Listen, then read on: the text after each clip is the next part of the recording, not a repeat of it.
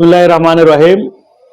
আজ 9 ফেব্রুয়ারি বাংলাদেশ জাতীয়বাদী দলের মনোনীত প্রার্থী শহীদ সালাউদ্দিন কাদের চৌধুরীর সুযোগ্য সন্তান রাঙ্গুনিয়ার এই নয়নমণি দানশীষ প্রার্থী নিয়ে আজকের এই গণ সমাবেশ।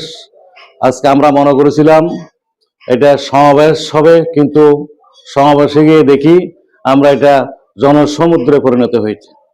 বাংলাদেশের মধ্যে আমার জানা মতে আজকের এই যে চট্টগ্রাম 7 রাঙ্গুনিয়াতে যে জনসমাবেশ হয়েছে দানশীষের পক্ষে, আলহামদুলিল্লাহ আমরা হুমাম কাদের চৌধুরীর পক্ষে দানশীষে যে প্রচারণা প্রত্যেকটা ইউনিয়ন পৌরসভা সহ এখানে যে গণজোয়ার উঠেছে, সেই যে গণজোয়ারের মাধ্যমে আগামী 12 ফেব্রুয়ারি সকাল থেকে যে ভোট শুরু হবে, সেইখানে আপাময় রাঙ্গুনিয়ার জনসাধারণ কাছে আমার বিনীত অনুরোধ থাকবে, আপনারা ভোট কোনো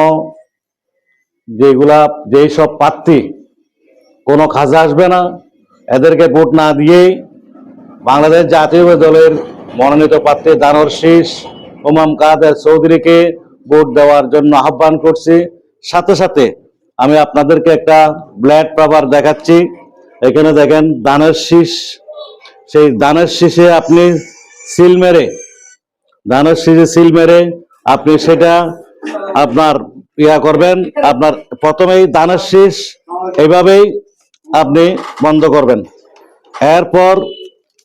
এরপরে এই সাইড আপনি বন্ধ করবেন।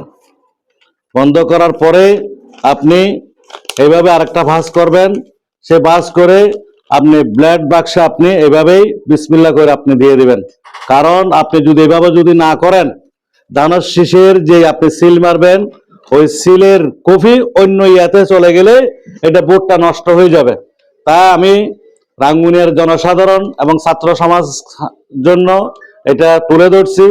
আশা করি আপনারা সুন্দর এবং সুষ্ঠুভাবে একটা দানশীষে ভোট দিয়ে জনাব হুমাম কাদের চৌধুরীকে বিজয়ী করবেন।